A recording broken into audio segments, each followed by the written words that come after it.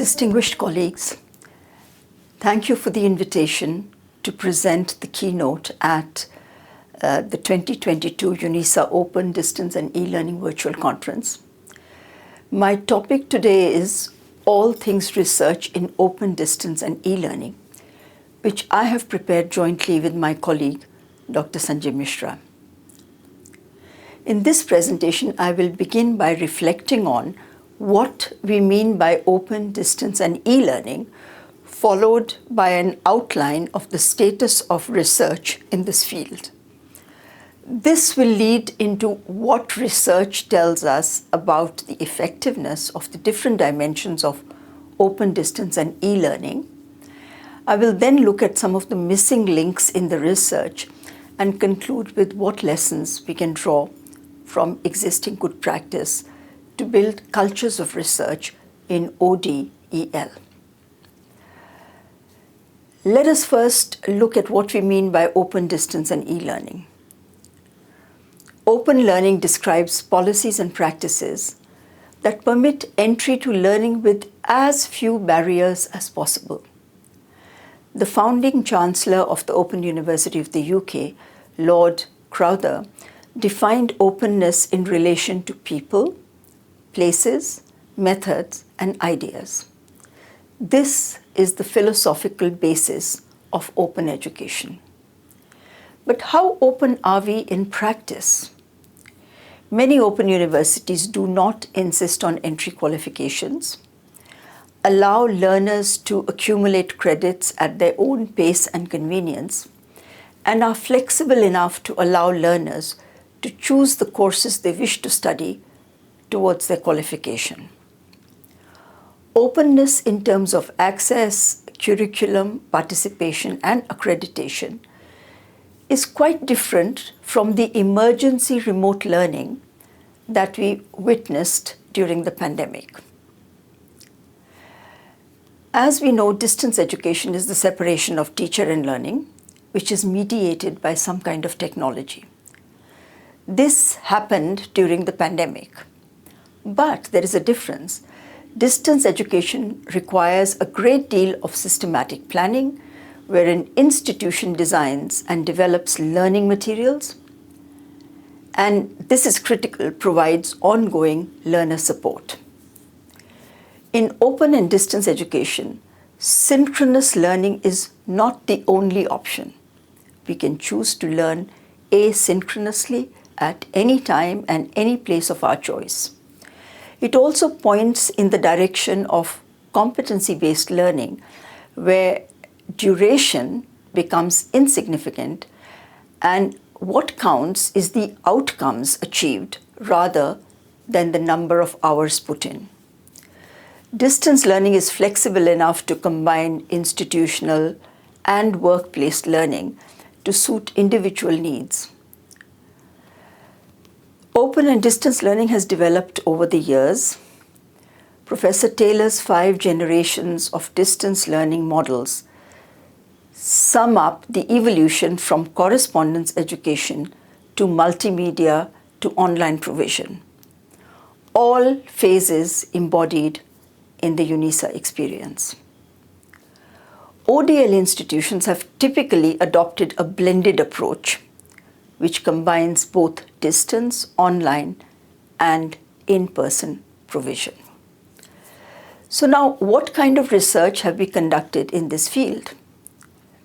Michael Moore observed in 1985 that distance education research was largely amateur, unsystematic, and badly designed with very little value. 15 years later, there doesn't seem to be a substantial change in how distance education research is perceived. Sabah laments the lack of theoretical underpinning, which is also echoed by Hilary Perrotin, who calls distance education research often atheoretical and predominantly descriptive. Another 10 years later, Zawaki Richter et al. Conducted a survey of 675 articles in 5 journals from Australia, Canada, UK, US, and found that male researchers were more likely to use quantitative methods, while female researchers tended to use qualitative techniques, further confirming prevalent stereotypes. Research trends from 35 years of publications in the journal Distance Education outline how the focus changed over the years from institutional consolidation to educational technology to quality assurance, virtual universities, and more recently, MOOCs and Open Educational Resources, or OER. It's interesting to note that most of the research conducted during COVID-19 focused on the post-secondary sector rather than the secondary sector, with an increased interest in medical health sciences. Over 1/3 of the papers were again descriptive, and 43% adopted quantitative approaches. For advocates of ODeL, the silver lining of the pandemic has been the global acceptance of distance and online learning. A recent study in the UK found that the majority of university students rated the quality of online learning as excellent.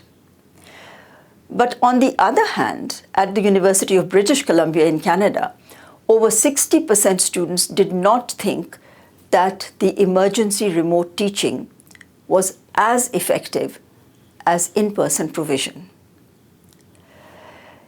So if we review research trends since 2014, we find that the focus has mainly been on the expanding remit of open education, the role of educational technologies, and the quality of online learning. Let us now look at what research tells us about the efficiency and effectiveness of open distance and e-learning. Traditionally, ODeL institutions have provided increased access and equity. In 2020, 11.1% of all higher education students in India were studying at a distance, with over 44% of them being female. In South Africa in 2019, over 34% of students in the tertiary sector, that means 1/3, were enrolled in distance education, with 68% of them being female. While ODeL is expanding access, is it still reaching the unreached? ODeL institutions achieve scale as compared to campus institutions, which drives down costs. One study found that while face-to-face costs per participant were about $7, the same training was offered online at half the costs with comparable outcomes. Since each context is different, do we have enough studies on the costs of ODeL? During the pandemic, teachers needed access to quality digital content. There was an increase in the use of Open Educational Resources, or OER. A call study in Antigua and Barbuda found that using OER textbooks reduced the cost for students and at the same time improved learning outcomes. Yet, the uptake of OER has not reached the tipping point. What more needs to be done, and how can research help? Researchers at Concordia University here in Canada carried out a meta-analysis of several studies to find out what kind of interaction led to the best learning outcomes. They looked at student-text, student-student, and student-teacher interactions.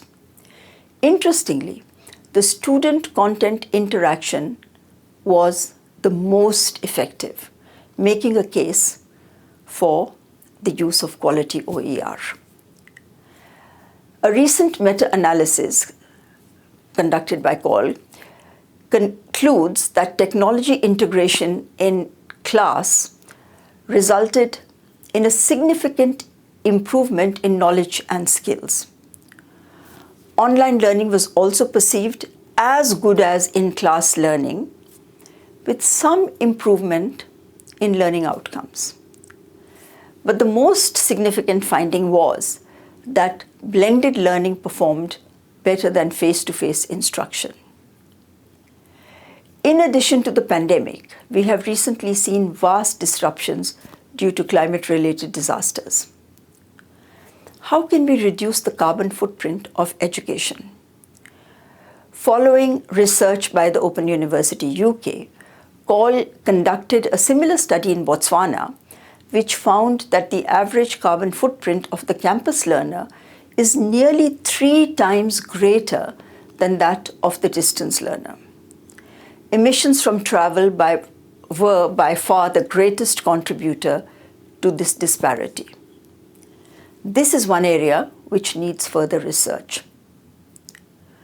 What are the opportunities for research in the use of technologies to take ODeL to the next level? AI can generate data that can help us customize and improve student learning. Blockchain technologies become more relevant in the age of micro-credentials and student mobility, with tamper-proof certification. Augmented reality, virtual reality can help develop skills at scale, and robotics makes it possible for us to provide chatbots or teaching assistants for providing personalized support to thousands of learners. Generally, ODeL institutions are not seen as major players in research.